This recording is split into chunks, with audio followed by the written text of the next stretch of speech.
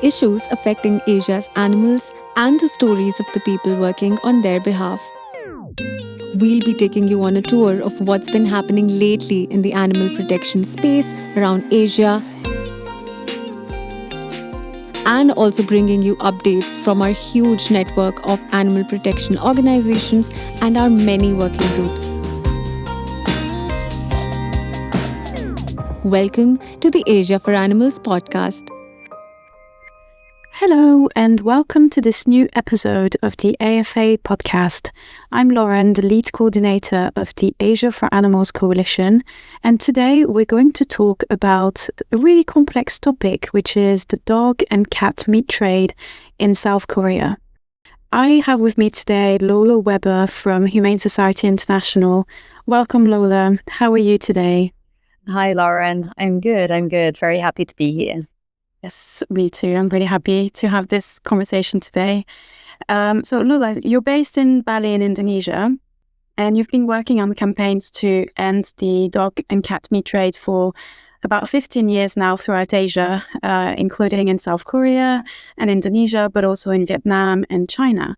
And you co-founded the Change for Animals Foundation in 2011, as well as the Dog Meat Free Indonesia Coalition in 2016, which aims to bring together local and international organizations committed to tackling the trade region-wide.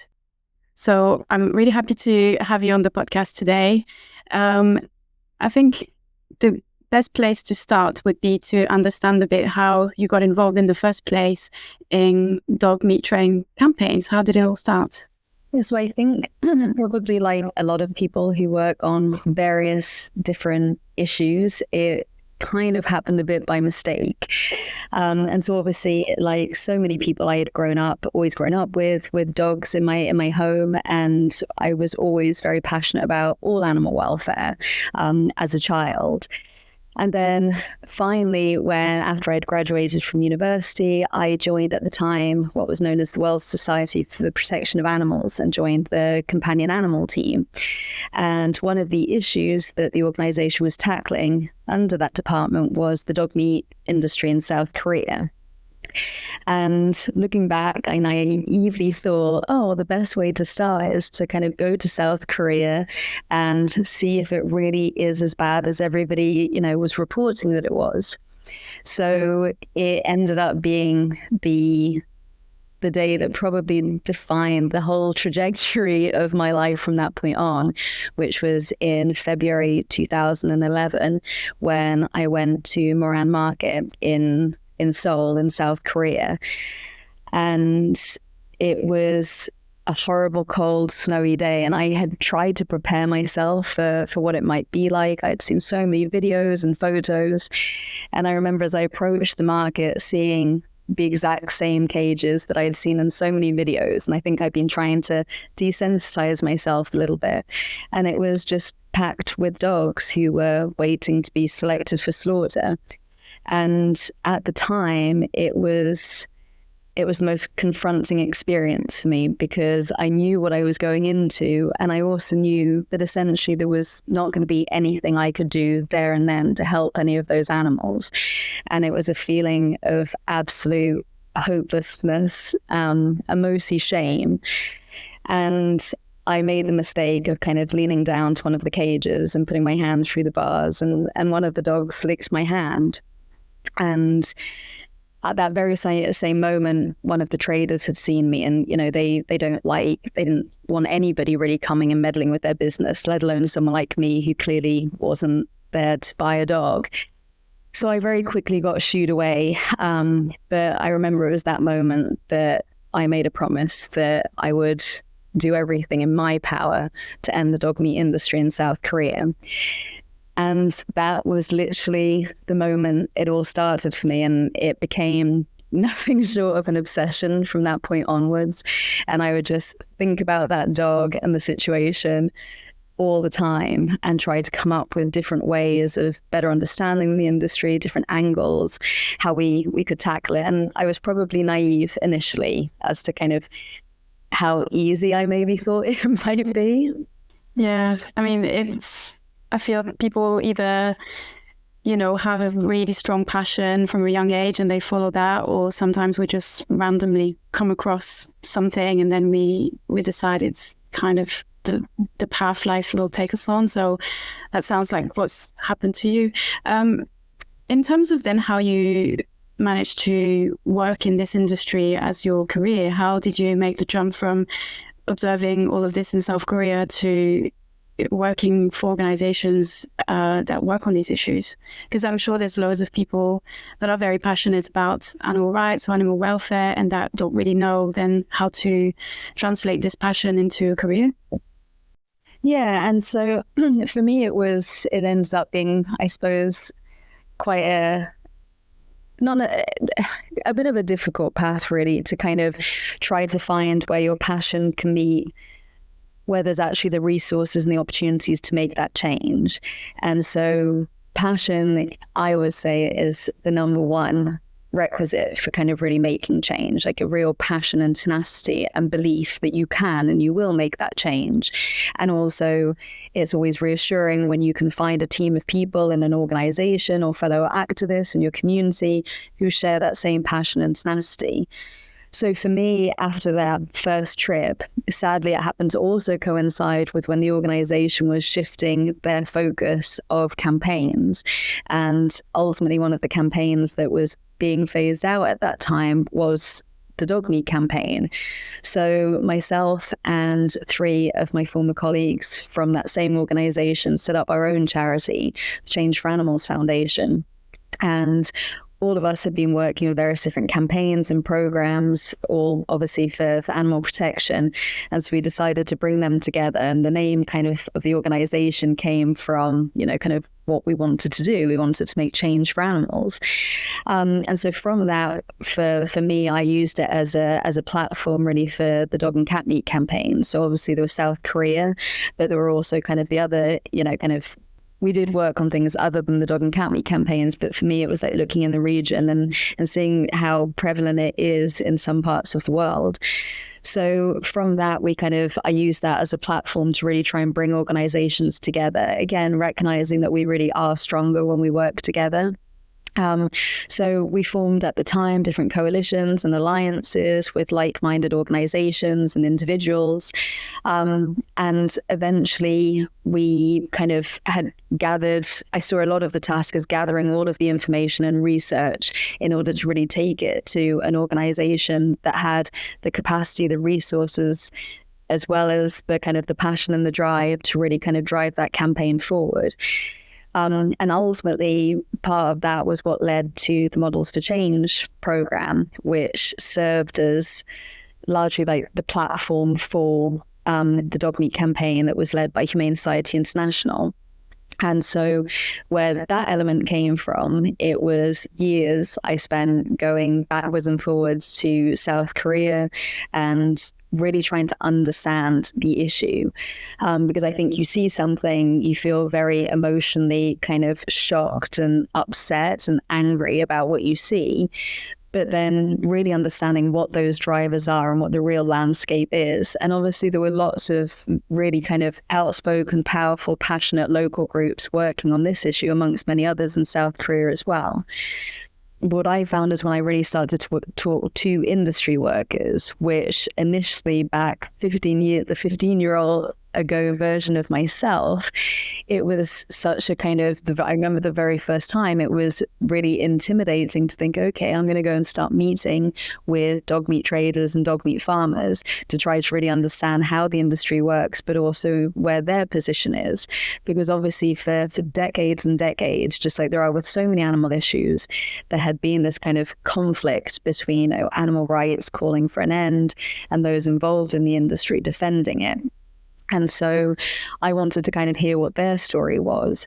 And so after so many visits with these, in this case, the dog meat farmers in South Korea, there were these recurrent themes that kept coming through. And every dog meat farmer I met with would always say that they did want to leave the industry behind, that they did feel a degree of shame, for the kind of suffering that they knew the dogs were enduring, but also kind of, dog meat consumption was decreasing in popularity. It was hard labor, it was hard work. And they did all say, if I had the chance, I'd leave the industry tomorrow. And so it was from that I kind of thought, okay, there's an opportunity to work with industry because there is a desire from within to change. But then at the same time, I was kind of like hearing what the messaging was of those people who are defending the dog meat industry. And one of the big barriers that kept coming up was this perceived distinction between dogs on dog meat farms and companion dogs. And so in South Korea, it's relatively unique in that they do have these massive, intensive dog meat farms. So in other countries where the dog meat trade persists, it's generally largely dogs that are stolen from the streets or sourced from communities in various different ways. Whereas in South Korea, it's these intensive farms that aren't dissimilar to the conditions or the smells or the horrors of farms that we find all over the world, farming all sorts of species of animals for human consumption. And so in Korea, though, it was believed that the dogs that were found on the dog meat farms, these specific two breeds of dogs, the Tosas and the Jindo crosses, were different to pet dogs. And so there was this kind of notion that had been promulgated by the industry that it's okay to have pet dogs, but it's also okay to have meat dogs. And for me at the time, I saw that as one of the biggest barriers we had to break down, because we knew that pet ownership was rising exponentially. We knew that there's this, like we see around the world, the societal shift and change as dogs and cats become increasingly popular as pets. So that's where ultimately the Models for Change program came in, whereby we could work with the industry itself to essentially break down barriers that were being used to defend the industry and to kind of encourage dog meat consumption. So essentially over the course of 9 years, Humane Society International closed down 18 dog meat farms, working with those farmers to help them transition to alternative livelihoods. Now, the Models for Change program not only helped by transitioning dog meat farmers into alternative, entirely animal-free livelihoods, which is obviously a key stipulation of this program. We obviously don't want to be replacing the suffering of one species of animal with that of another. But at the same time, we had access to these farms so that we could really show the world what dog meat farming looked like and to really raise awareness.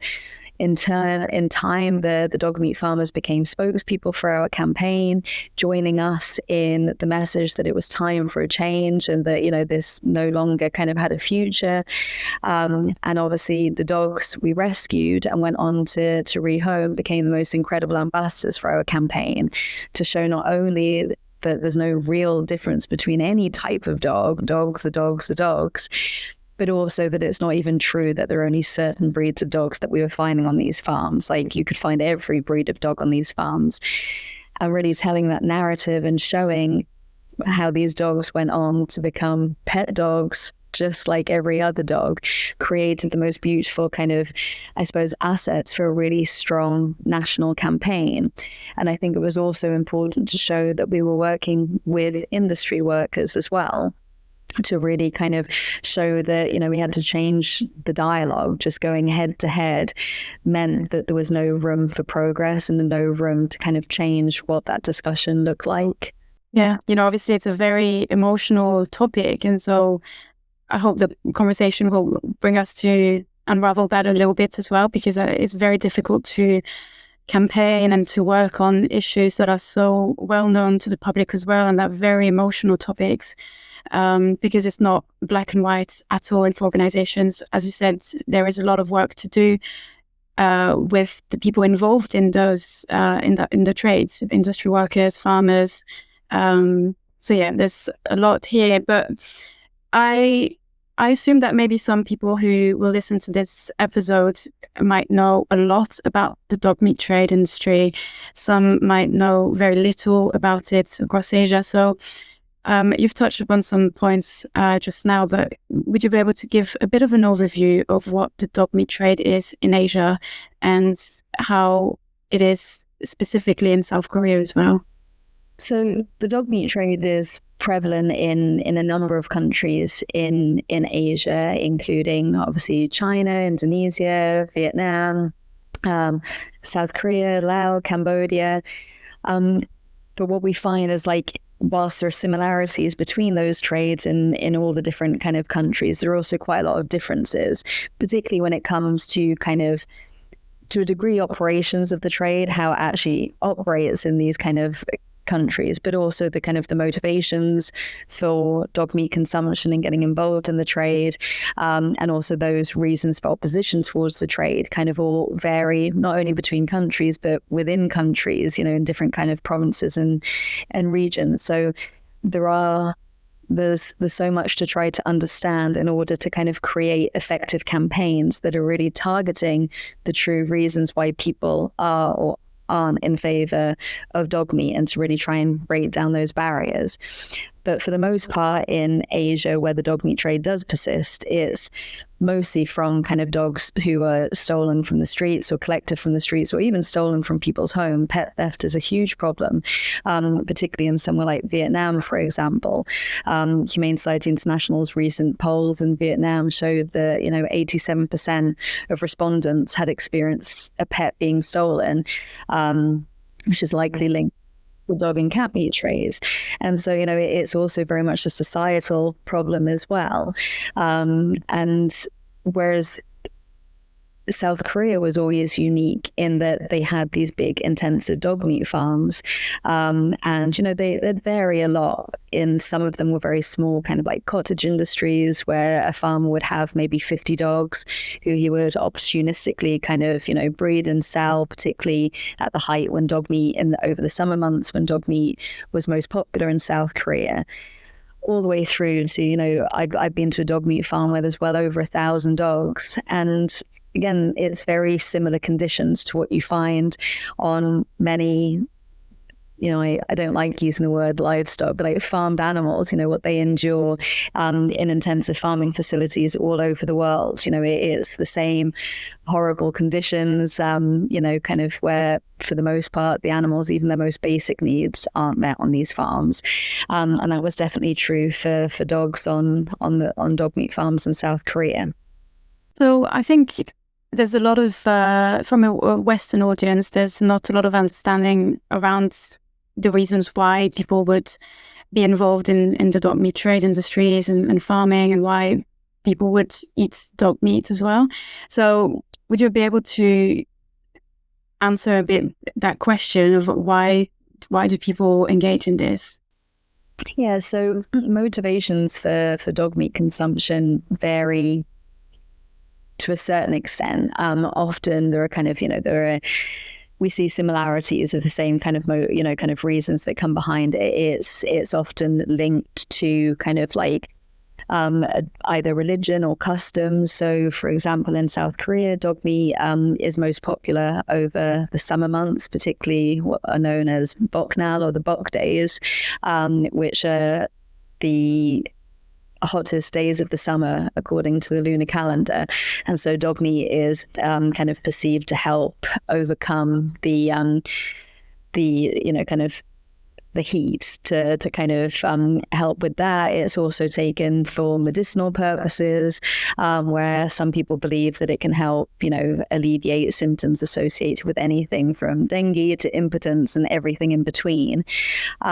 So yeah, and other times it's more, again, slightly linked to customs. If you eat at certain times of the month, it can, be believed to kind of ward off bad luck. So there are so many different things as well. We also see it kind of linked to kind of customary events. If, for example, in North Sulawesi here in Indonesia, it's definitely linked with kind of Christian festivities. It's definitely most popular with Christmas and Easter, and also at baptisms and funerals. So there are so many different kind of occasions whereby kind of dog meat is linked to a certain degree to either kind of customs, religion, or kind of for health purposes. Why people get involved in the trade, from my experience, it's profit driven. So obviously some people are kind of, desperate, and it's an opportunity to kind of make money. In other cases, it's people who are making a lot of money off the back of the dog meat trade. And so, yeah, and these are just some examples that show how kind of broad an issue it is. And, you know, kind of one campaign strategy definitely doesn't fit all. And again, it kind of reinforces that need to really kind of, wherever you're working, to kind of understand what those drivers are, so that you can kind of, you know, and reasons why people are consuming, you know, whether it's dog meat or anything else we might be talking about, so that the messaging can best be targeted to address that. And with that in mind, what was the campaign strategy specific to South Korea? So in South Korea, a big part of our campaign, we kind of used in many ways the Models for Change program as the launch pad for a wider public awareness campaign and also political lobbying.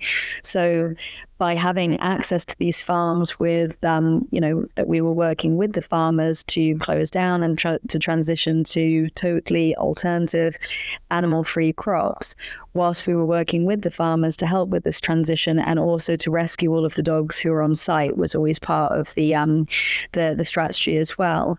Is it meant that we could invite media, we could invite politicians, we could invite, you know, all sorts of different stakeholders to really come and see firsthand, not only the farms, but also meet the dogs and meet the farmers and hear their stories. And so that would kind of create a really good platform for a lot of engagement opportunities. Also, the dogs who were rescued from the farms became incredible ambassadors for our campaigns, because, you know, we could kind of showcase their stories, their transformations on kind of, you know, what life was like on a farm versus, you know, kind of just how they're like every other, you know, type of dog. Once you kind of put them in a family home and, you know, they're kind of given the love that, you know, and respect that all animals deserve. So one of my favorite campaigns as well was to kind of take some of the Tosas, for example. So in South Korea, the dog meat industry would largely use the Tosa breed of dog as a meat dog. You know, they're a big breed of dog that kind of gets big quick, which again, it all sounds very, you know, kind of similar to other industries we see operating in other parts of the world. And then, you know, over decades, they had kind of been sold as these, you know, kind of, you know, soulless and stupid animals who were destined to be meat. And then when you take these incredible dogs and people actually, you know, have a chance to meet them and, you know, face to face meet these incredibly special dogs, and also go on, you know, kind of to see, you know, the lives they go on to live, I think it's really transformative. And so that was always kind of one of my favorite elements of the campaign. We obviously also worked a lot with the government, and HSI worked closely with a National Assembly member in particular, and together kind of worked on, you know, we got to the point where it's like, okay, what could legislation look like? Because we were seeing these huge shifts in public perception, you know, and again, so many local organizations who were committed and fought passionately for this issue for decades and decades. All of it was finally culminating in this change. Everything was coming together, and we were seeing a shift in perception. You know, people weren't consuming dog meat. We had a kind of an overwhelming majority of people who weren't consuming dog meat. And we finally got to that tipping point where we had a majority of people who were in favor of a ban.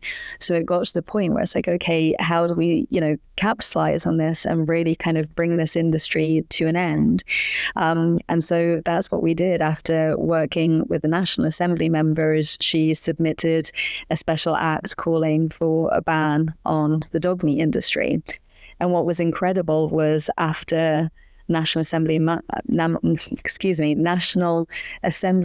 Han introduced the first special act calling for a ban, we saw 5 other National Assembly members shortly afterwards passing very similar ones.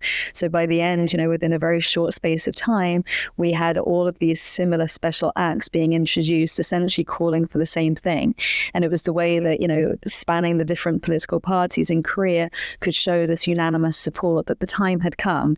You know, kind of there was a kind of general national consensus that the time had come, and that, you know, everyone was ready to kind of end the industry.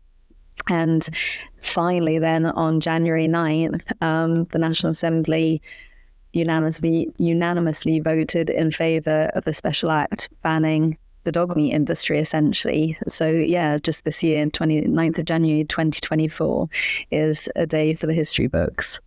Yeah, the news was shared everywhere, not just in the animal advocacy movement. It was really big headline that had an echo internationally, really. It's such an incredible progress for animal welfare and animal rights. Lola, could you talk more about the ban and what the next steps are going to be like? Because having these bans in place is never a quick process, and the ban was announced in January. So what are the next steps? What are the next few months and years going to look like? And what does the ban and the law stipulate exactly? Yeah, so the full name is the Special Act on the End of the Breeding, Slaughter and Distribution of Dogs for Food Purposes. And it does have a 3-year phase-out period. So what that means is that the ban will actually come into effect in 2027. So during this period, there's an opportunity for industry workers. So that obviously is spanning kind of not just the dog meat farmers, but also slaughterhouse workers and restaurant owners who are selling dog meat to transition out of the industry during this 3-year phase out. So within the Special Act, there are a number of stipulations, obviously accorded, including whereby those involved in the industry have to submit their implementation plans. And based on their implementation plans on how they intend to phase out their involvement in the industry, they can secure various different types of government support to help facilitate that transition. This is really amazing to hear because, a ban that's not followed with options to phase out of practices is probably going to fail. So having alternatives being offered to and help offered to anyone involved is actually what's going to make this successful. You've mentioned a few times about farmers shifting to different practices.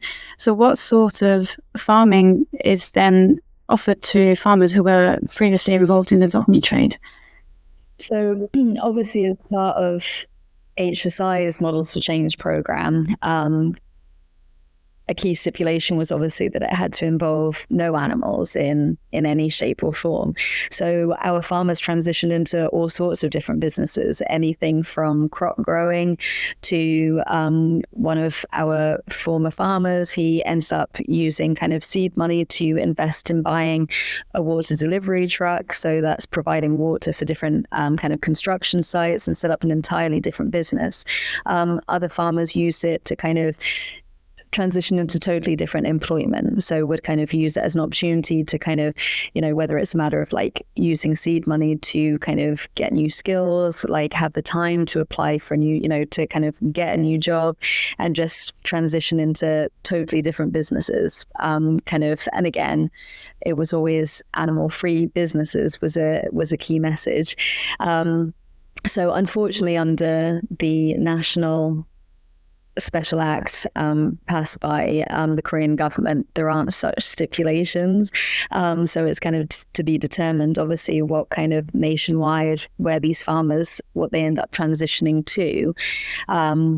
But yeah, I think that the fact that there's government support is key because, again, South Korea is relatively unique as well in so much as whilst it always kind of fell a little bit in legal grey area, the dog meat industry in South Korea before the ban, it had still been allowed to operate for a really long time and had essentially been endorsed by the authorities. It wasn't operating illegally. And so I think that kind of, that transition and that recognition that people's livelihoods were reliant on the industry is really important. Whereas what we see in many of the other countries we work, that's not the case. And so there are different kind of opportunities for different countries to take kind of unique approaches, again, kind of recognizing that the way the trade operates is different in different, kind of in different cities, provinces, countries. And so I think, again, that's where South Korea is quite unique in kind of needing to acknowledge and understand that a lot of people's livelihoods had been reliant on the trade. Whereas to use Indonesia, for example, as a comparison, here the dog meat trading operates in breach of many different laws, right? So kind of already if laws that are already in place were suitably and adequately enforced, the dog meat trade wouldn't be able to operate anyway. So I think, again, it's like looking at different operations will also change kind of how different cities, provinces, countries can, kind of eventually phase out the trade and the operations in their jurisdictions. Yeah, I really want to get into Indonesia as well at some point. I was wondering, through all of that work, through South Korea, for example, and that led to this ban, what sort of lessons can be learned from organizations, from campaigners, for members of the public, for volunteers, for people, anyone really that's involved in any way into that issue? Yeah, I think it's definitely some of the lessons learned would be to kind of really do a lot of research, like don't make assumptions. I think a lot of us see things that we just, we feel are wrong because they result in animal suffering. And so I would still maintain that they are wrong if they result in animal suffering.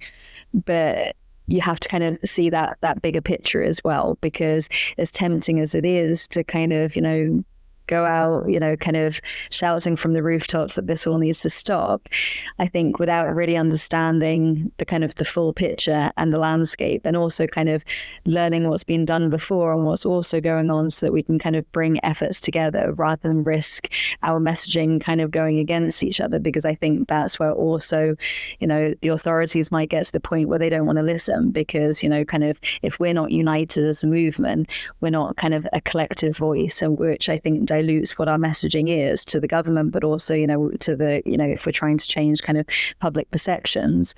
So I think really understanding the full picture of an issue when devising a kind of strategy plan, campaign plan is really important. And yeah, definitely don't make assumptions. And I would also definitely say, kind of collaborative actions, I think, and partnerships is really, really important. I think, if we can all be united as a collective voice calling for change, I think that voice is so much louder and so much more powerful. Completely agree with that. We've mentioned a few times, that in different countries, the historical, cultural, political context is really different. And so the strategy that was applied in South Korea was very specific to South Korea, and it's the same for every country really, because of all the considerations to think about. But how do you think that the ban that was announced in South Korea is going to impact decisions from countries in Asia to maybe restrict or implement bans as well around the dog meat trade? Yeah, I hope, and again, as campaigners, it's part of our job to kind of make sure that we can leverage from this huge breakthrough in South Korea.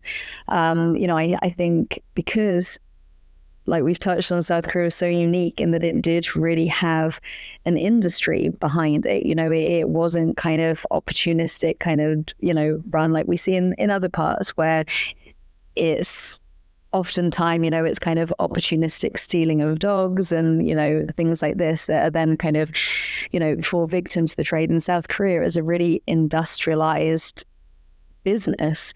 So I think, if South Korea can kind of make that change and kind of really decide to shut it down, I hope that will be kind of serve as, a kind of can-do model for other countries in the region and around the world, wherever there are kind of industries that, kind of are no longer necessary or kind of supported, is I think that I think it sets a really important precedent that, you know, kind of South Korea had one of the hardest industries to kind of like tackle because it was so kind of industrialized. So if, you know, South Korea can take it on, I like to think that that can serve as a blueprint, a model, an inspiration for other countries to do that as well, especially where, you know, again, here in Indonesia, you know, there is a big problem with the dog meat trade. And the government has repeatedly said, you know, kind of in Indonesia, dogs are not considered food. Yet the trade persists. There are also countless different laws and regulations that, if enforced, would really kind of tackle most elements of the dog meat trade. So I think, you know, and we have like vast majority, like 93% of the population in support for a ban.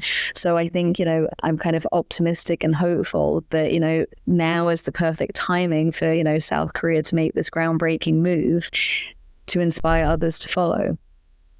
Yeah. Do you think that there is a risk long term in South Korea after the ban has been fully implemented to have this sort of trade continue illegally? Because we're going to get into it, but in Indonesia, it would be interesting to compare what the current laws are and what the current situation is, because as you said, a lot of the trade going on in Indonesia is illegal. So I was just wondering what you would see happening in South Korea long term. Yeah, so I mean, like South Korea's the special act that has been passed is comprehensive, you know, with kind of enforcement measures and associated penalties. So I'm kind of confident that South Korea will effectively enforce the law, but I also think it goes back to kind of like lessons learned, and that's where it's so important to kind of do these public awareness campaigns and really kind of, you know, raise awareness and increase genuine opposition to a trade that you're trying to change, for example, because that will always give you a safety net, right? Because just having a law, I don't think is necessarily enough. As we've touched on in other places where the trades are operating in breach of laws. Whereas if you really have that kind of public support and understanding and backing behind these decisions, I think that will always give you a safety net of, you know, kind of, there is no room for the trade, right? There is no place for the trade. There's no demand for dog meat. So I think, yeah, I would definitely say that that's why it's so important to kind of combine, you know, kind of efforts for kind of legislative reform, whilst also kind of, you know, working with the communities and the kind of, you know, the public who you're trying to change. So in South Korea, for example, you know, kind of we reached that public consensus that the government kept telling us that we needed to reach, which was a kind of a majority of people in favor of a ban. Also, you know, kind of HSI's last opinion polls in South Korea showed that, you know, kind of 87.5% of the population, you know, weren't consuming dog meat, you know, and had no interest in consuming dog meat. So you already, you know, kind of, you don't have that demand that's there anymore. And, you know, kind of, I think that comes again, testament to, you know, all of the different organizations, you know, who've kind of been working and chipping away on those barriers and those defenses that were afforded to the industry and chipping away at it. And, you know, kind of people turning their backs on kind of dog meat consumption. Really encouraging to see, you know, the public perception of the issue was so strong against dog meat, and to now then have regulations in place that follow those public views. So that's really encouraging.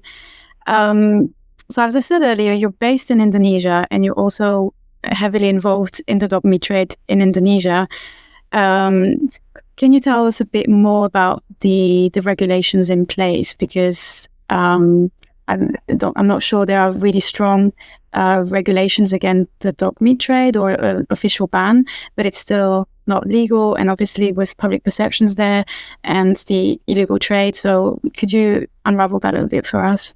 Yeah, so kind of Indonesia can kind of loosely, you know, be applied to other countries in the region when it comes to this kind of, you know, essentially illegality that, you know, kind of how it operates. So using Indonesia as an example, there are a number of laws that we can use, so kind of obviously pet theft is illegal. It would fall under kind of the Criminal Act, but then also the majority of laws and regulations that we can really use to tackle the dog meat trade using of what's already in place are those largely pertaining to disease control. Notably rabies. So, for example, in Indonesia, all but 8 out of 34 provinces are endemic for rabies. And there are very strict laws and regulations prohibiting the movement of potentially rabies-carrying animals, which obviously includes dogs and cats, between different provinces. So this trans-provincial movement of dogs is probably one of the strongest regulations that we can use, and we have used it because a big part of our campaign in Indonesia, which again shows how it's different to South Korea, is really kind of trying to work with the authorities to use existing laws and regulations to help raise awareness of it. So in South Korea, we never had the rabies element to kind of use as an argument to end the industry. Whereas whether it's Indonesia or Vietnam, China, rabies is still a huge problem. And there is the ASEAN pledge to eliminate rabies by 2030.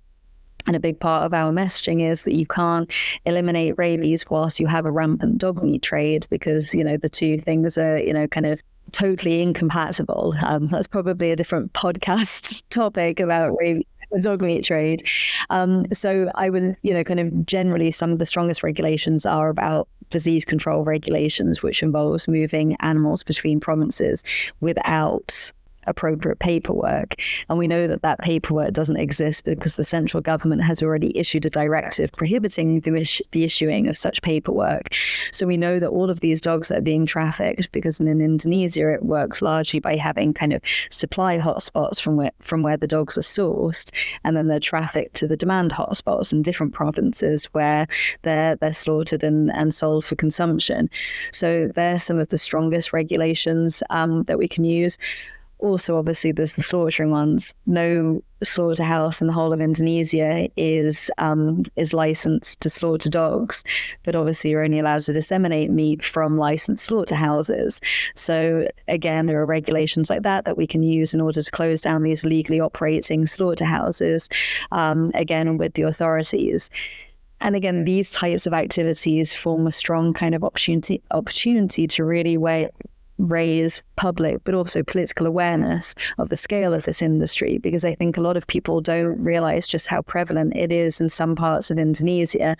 And so kind of using these enforcement of this existing laws really shows that the trade does exist, that it's already illegal, and that it is a risk, obviously not only to animal welfare, but also to kind of public health and safety, where, you've got potentially significant numbers of unvaccinated and potentially rabies carrying dogs being moved between provinces. That's really interesting and very specific to issues that Indonesia is facing. We've talked a lot about the dog meat trade, but there is also it's also the dog and cat meat trade. And so I just wanted to know a bit more about the cat aspect of that issue, whether the ban in South Korea also incorporates the ban on cat meat trade, and what's the situation on the cat meat trade in general? Is it very similar to the dog meat trade? So in South Korea, the cat meat has never really been widely consumed in South Korea. So even kind of 15, 20 years ago, when kind of dog meat was far more prevalent, cat meat was never sold or produced the same way as dogs were destined for human consumption. So the special act in South Korea doesn't apply to cats, but that's only because cat meat doesn't really exist in Korea. And when I say doesn't really exist, I'm just using that small window of recognizing that just like in anywhere in the world, there are probably, all of these things happen everywhere, potentially to a certain degree, but cat meat isn't routinely consumed, and cats were definitely and are definitely not farmed in South Korea for human consumption. So because the situation in Korea is so unique with the farms, the special act would have become very, I think, confusing and convoluted to start incorporating cats into it, because it would just kind of, there aren't any cat farms or slaughterhouses, for it to kind of, apply to. So it would have probably risked just diluting the strength of the wording in the Special Act regarding dog meat. But in other parts of the region, cat meat is still kind of prevalent. We know that, for example, in Vietnam, conservative estimates suggest that 1 million cats are slaughtered each year. Obviously, there's still a big trade in cats in China, also in Indonesia, in small pockets of areas. We definitely find cats being trafficked and slaughtered for meat. And the cat meat trade is just as brutal as the dog meat trade, and kind of millions and millions of cats every year are suffering hugely. The majority who are caught up in the meat trade are stolen pets and collected from the streets. And yeah, it's another horrible trade. So whilst in Korea the campaign was very specific to dogs, in other countries where we work, and we often talk about the dog meat trade, but the campaigns and the calls for legislative reform are always, would always include kind of cats as well. I'd like to talk a little bit about the challenges that organizations like HSI face, because as we've talked about earlier, it's a very emotional topic. A lot of people feel a lot of sadness and anger and pain around this issue, and there's sometimes can be a bit of misunderstanding or just a perception that the organizations could just go to these farms and rescue all the dogs and save all the dogs. So I just wanted to touch upon the challenges and that particular challenge as well, because it's not as easy as just going to farmers and just rescuing the dogs. Yeah, and I think there are so many of us who would like nothing more than just to be able to go and rescue them all. I definitely would if I could. But the sad reality is that, kind of wherever we work, for the large part, you look at the scale of it, right? There are just so many animals who are involved, and often it's very difficult to use what laws there are to confiscate these animals. But the bigger issue is even if we could save them all, let's say, which is totally hypothetical, it's still very difficult, because often rescuing animals, is often what people see, because people like to see that, which I totally understand. And there's no greater privilege than when you get to kind of be part of a rescue team who does have that, and you are someone who has the opportunity to kind of show those animals kind of kindness, possibly for the first time in their lives. It's a huge privilege to be part of it, but it is actually relatively the easy part. The difficult part is doing right by these animals who we rescue. And so obviously it's a huge responsibility to not only save that animal, but then make sure that they go on to receive all of the rehabilitation and rehoming, kind of opportunities that they need. And the sad reality is that there are far more, because we're talking about the dog and cat meat trades, there are far more dogs and cats who need rescuing than there are homes to take them to. And so that's why, the kind of ultimately the campaign objective has to kind of start at the source. You need to stop the production of these animals that are supplying these industries, so that we ultimately don't have any animals who need saving. That's the ultimate dream. And what's kind of great about somewhere like in Indonesia is if the trade was truly banned, like tomorrow, let's say, the majority of these animals do have a place to be. Kind of a lot of the time they're kind of free roaming. Kind of they're not owned in the typical Western perception of owned, but they're part of communities, and so they do have a place to be.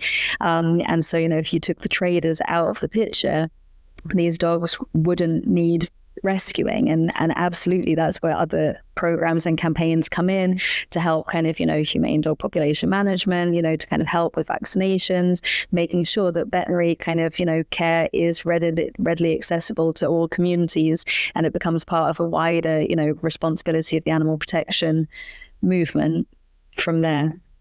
Yeah, I think what's really important to remember here is that rescuing the animals is a possibility and it happens. But for organizations, a campaign strategy to just go and rescue all the animals isn't bringing long-term change into the trade, because these animals can be replaced. So the rescue is, on the public side of things, a very empowering story, because that's what members of the public can see, and it's direct action that affects animals immediately in a positive way. But in terms of bringing about long-term positive change, it's not the only strategy that organizations have, and it's actually part of a much bigger picture. And I think that's a very important point to remind people. Yeah, I would love to say that we could rescue our way out of these problems. Like, nothing would make, I'm sure, any of us happier to kind of, make it right for all of them. It's just, sadly, it's not the reality. And, kind of like you say, it's very public facing, which is great. And it's always so inspiring to see how many people like really care about these dogs from all around the world. And it's, it's hugely inspiring, and it's definitely kind of like fuel for the fire of determination. But so much of the work of what so many people are doing all around the world is kind of goes very much unseen, but it's definitely doesn't mean it's not happening. Exactly. How do you think members of the public or volunteers can help? Because I think a lot of people feel very powerless in front of these issues. It's happening. They don't know how they can improve the situation. Obviously, organizations are working with, as you said, the farmers and industry workers to make long-term change for the animals. But there's loads of people that want to be able to help and to improve the situations themselves. So what are different ways for people to get involved and to help? Yeah, I mean, the problems, when you kind of think of any of the problems that animals are facing, whether, kind of regardless of what area perhaps your passion is, or you feel like you kind of can get involved in, can feel very overwhelming very quickly. And I totally understand that. But I would always just say is to absolutely volunteer. There are so many organizations around the world that rely on volunteers, and, kind of it makes a huge difference. I would also say always kind of make your voice heard, kind of never think, what difference can I make? I think that, you never know which signature on that petition or which letter that person's going to open that is going to like tip, kind of be the last straw and really make that change. So yes, if everybody thinks I can't make a difference on my own, then nothing will change. But that's where it's the kind of the collective movement. And so please never give up in signing petitions, writing letters, volunteering, fostering, kind of animals, helping at local shelters, volunteering by whatever different needs are. So I would always just remember that we're all part of a global team that is really reliant on everyone doing their part, and also never forgetting that your personal choices make a really big difference. Be that person you wish everyone else was, kind of do make those daily choices that mean that your actions are never part of contributing to animal suffering. I think, every single day we can make choices and take actions that help. Yeah, I find myself having this conversation quite often where people feel a bit deflated about individual choices because you can't necessarily see when you sign a petition or when you give up meat or something like that. It's hard for people sometimes to see the bigger impact it has. But as you said, it's reminding ourselves that it's part of a collective, and individual choices do add up with other people's individual choices, and they create bigger change. And it's very difficult for people to not lose hope or lose that sight, because if we just look at individuality, changes are small, but they are quite big in the end. Yeah, and I think you often don't know the scale of the change you're maybe making. I think sometimes you think, it's just me doing kind of me things.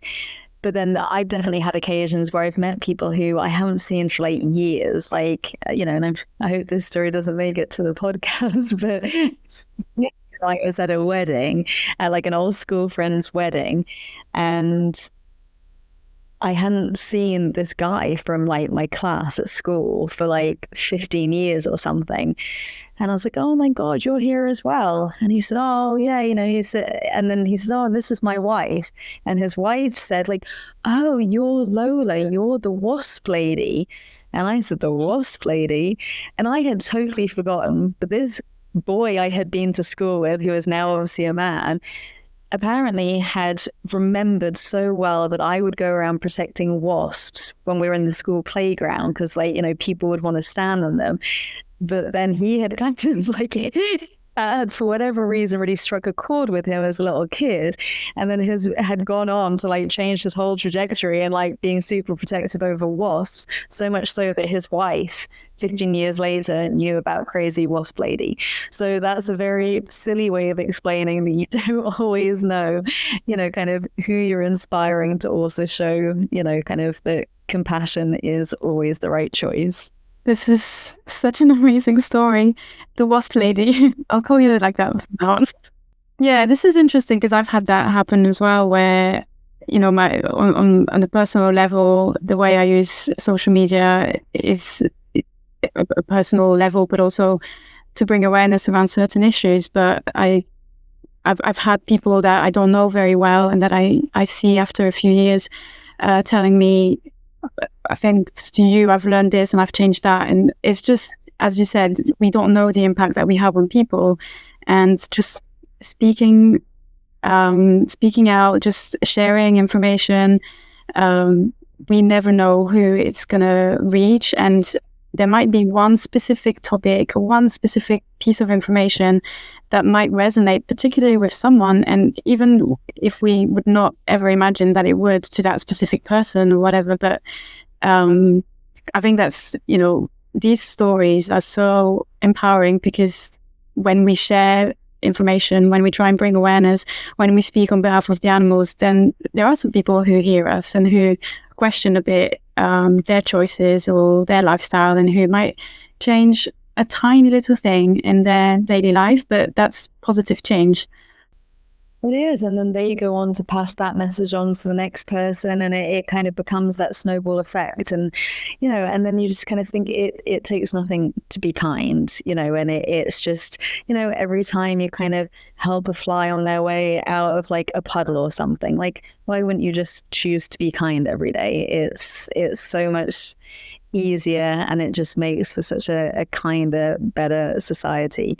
And yeah, I really believe in that. I often like to think, because I definitely know people have said and done things, or like they've said things, and at the time I haven't been like, oh my God, you've really changed how I see that, but it's bubbled away in my mind and over time, and it's totally kind of changed how I perceive things, or it's inspired me to do something, or whatever it might be. And so yeah, I just definitely never give up. Like, if we all gave up, nothing will change if we give up. So we've got nothing to lose by fighting on, I'd say. Yeah, I completely agree with you, Lola. So we've talked about kindness and compassion for all animals, and we've also talked about providing alternatives for farmers that don't involve the exploitation of animals in any form. So it's not about replacing the dog farming with the farming of other animals like cows or pigs, for example. And I think that really shows the compassionate approach of the Models for Change program. We've had a few chats outside of this podcast when we've talked about the dog meat trade, but we always end up talking again about animal exploitation and the exploitation of farmed animals in particular, and the parallels between the principles of dog meat consumption and the consumption of meat at large. So I just wanted us to explore that topic here together again. Obviously, as a vegan, I believe that no animals should be exploited for human consumption. And, those are, kind of values that, are fortunately shared by many campaigners who are working specifically on the dog and cat meat campaigns. I think I always hope that, dogs and cats are kind of the lowest hanging fruit, right? To really try and change people's perceptions, because, so many people share their lives and their homes with dogs and cats. So I like to think that if you can kind of show them why this treatment of these animals that so many people around the world are kind of considered as family members, can maybe transpose those feelings and those concerns for dogs to other animals. Because, as a campaigner who works largely on the dog and cat meat campaigns, I do get criticisms from within the movement saying, you're talking about dog and cat meat trades, but it's such a fraction of the far bigger issue of billions of animals every year being slaughtered for human consumption. And I am acutely aware of that. And I care just as much about pigs being farmed as I do about dogs being farmed, or chickens, or fish, or any other species of animals. But I do hope that, kind of both as an opportunity still with dogs and cats to stop them from becoming yet another species of animal that is kind of, condemned to being farmed for human consumption under regulations that give a guise of, a kind of very thinly veiled, kind of justification or kind of way of saying, oh, but it's okay, it's a regulated trade. Because what we see in the dog and cat meat trades isn't different to what is happening to billions of animals all around the world every single year. They're the same things. It's just with dogs and cats, we kind of see it, and many people have a very different response to it. But I really hope that if people can see images of dogs languishing on dog meat farms and see the absolute misery of their existence, and can just see how wrong that is, that they can kind of make that same connection when they see images of chickens and pigs and cows and other animals who are kind of so horrifically treated on these farms all around the world. Because there really is no difference in my mind, or factually, I would say. Exactly. It's not because you focus on the dog and cat meat trades that you also don't care about the other animals. You just, as an individual, you can't work on all of the issues at once. So, yeah, I think as I've mentioned in the podcast at the beginning, life takes us on a path sometimes. So you've ended up working on these issues, but that doesn't exclude actually caring for other animals, or also wishing for other animals to not be exploited. I think it's very difficult for people to make the parallels that, dog and cat meat is really seen in the Western world anyway as unacceptable. And as you said, there isn't really a difference between a dog and a pig or a cow. And factually, these animals are very similar in their way of experiencing life, that they can feel pain or they can feel joy, and they are capable of emotions. So there is no difference at all. It's just in terms of cultural context and perceptions. Yeah, absolutely. And, kind of as, someone kind of a foreigner in many of the in the countries in which I largely work, I often hear people say, why are you, in government officials or those involved in the industry saying, why are you talking to me about dogs when in your country, you do the same thing to cows, for example. And it is with a deep shame, because there really is no difference. And like you said, I kind of ended up on this path, and I believe that dogs deserve being fought for just as much as pigs. The argument goes both ways, but it is true. And I and I get so much support from so many people who send me these really kind messages of support when they kind of see that there's been a big rescue or something. But then I know that they don't necessarily make that connection, and it's purely, it really is just a perception. And as you say, kind of all species of animals, it's their lives to live, and I don't believe that anybody has the right to take that away for a meal or for any other purpose, for that matter. I think it's stealing animals' lives, and I don't see a justification for it. So my biggest hope is that people really can, if they can look at what's happening in the dog and cat meat trades, which is so exposed, especially now with all of the platforms and social media can kind of reach so many people, is to kind of please, hope that people make that connection. And if it's wrong what's happening to dogs in one part of the world in the meat trades, to really make that connection. And the same is going on. No country is immune to this mass exploitation of animals in the food industry. Simply that what the dogs have to go through in terms of cruelty and suffering and how they are kept and slaughtered is just exactly the same, as you said, that billions of other animals go through. And sometimes, the conditions can be very comparable, or they can be even more extreme. And yet a lot of people that would be outraged by the dog meat trade might not make the same parallels with other animals. How do you see it? How do you explain that it's so difficult to put the same parallels between dogs and other animals like sheep or cows? Yeah, I mean, I find it very difficult to understand. I made the connection when I was 7 years old. It was so obvious to me. But having said that, I many people in my life haven't made that connection. I meet people all the time who consider them, are kind of very compassionate people in many ways, but kind of choose not to make that connection between the kind of cruelty that they're paying for. And, there is no such thing as, no animal is choosing to sacrifice their lives so that somebody can eat a chicken nugget. Like, that is just absurd. And I think the problem is, in many parts of the world, it's easy for people to point fingers and say, that's wrong, people shouldn't do that to dogs.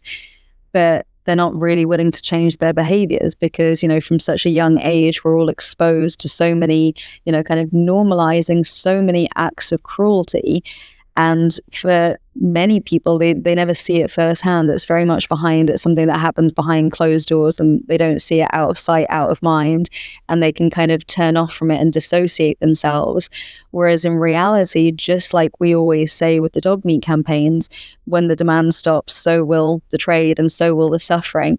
That can be applied to absolutely everything else we're talking about, whether it's other animals caught up in the kind of horrible meat industries or it's animals being exploited in the name of entertainment. If we all collectively stand up and say this is wrong, and we choose compassion over violence, and we choose to respect animals' lives and recognize them as their sentience, which is, again, it's not an opinion, it's proven, it's fun. And so and it goes back to what we were talking about before, and how each individual's choices really make a difference. It's like in every single day you can choose whether you want to pay for animal suffering or if you take a stand against it, which is why I'm such a strong believer in really is being that change you want to see in the world, because if everybody did that, I'm sure would be a far kinder, more compassionate place. Yeah, and it all goes back to compassion. That word keeps coming back, but if there is a lot of compassion from people towards dogs and cats, that means the compassion is there. People can feel the compassion. They can feel it towards dogs and cats, and they get very emotional about it. And that compassion can be extended. It doesn't mean that if there is compassion for dogs and cats, that there isn't compassion left for other animals. It's not exclusive. So I think it's also about being familiar with different animals. People are more familiar with dogs and cats because they are parts of our lives a bit more than other animals. So it's easier for people to find compassion for something that they know a bit better. And this is where campaigns that focus on awareness and education are so important, because people can learn more about cows or pigs and how intelligent they are about their sentience, and then maybe able to extend that compassion to other animals.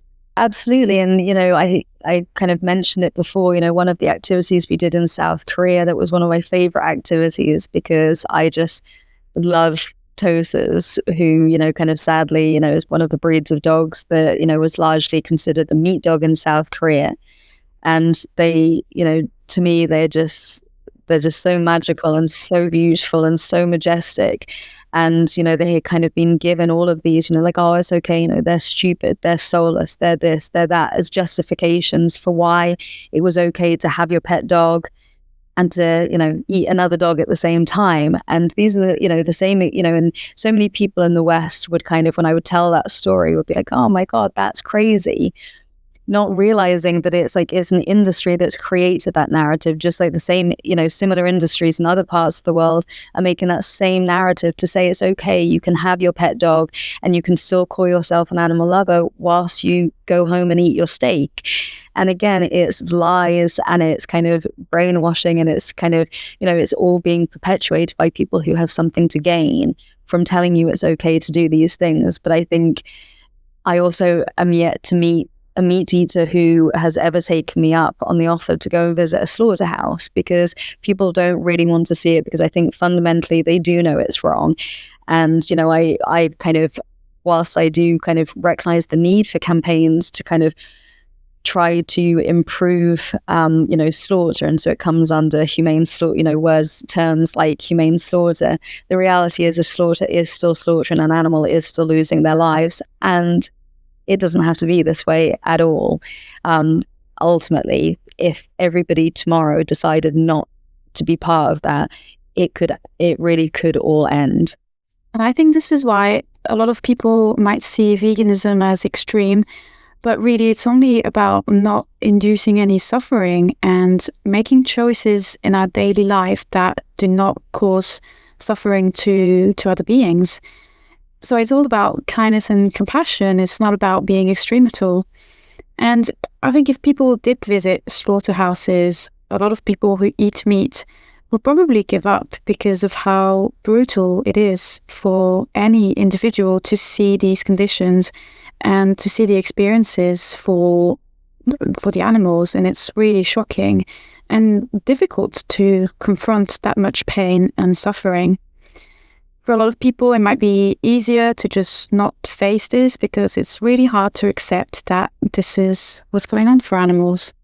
Absolutely. And I mean, it's violent. I think, I don't think there's a non-violent way of slaughtering an animal for human consumption. And, dogs definitely suffer enormously when they're slaughtered for human consumption. And I know for a fact that the same is true for every other species of animal.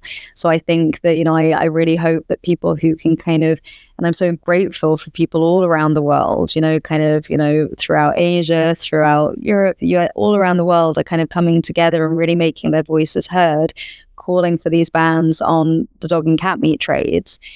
And I just really hope that those same people can kind of, put their voices into action every day by making the same kind of calls for action and the same decisions that relate to all species of animals.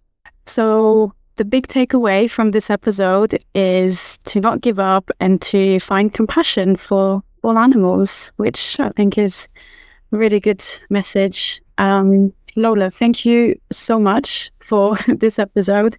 It was really, really nice to chat with you, to talk about all of these issues. Thank you so much, Lauren. Thanks for listening.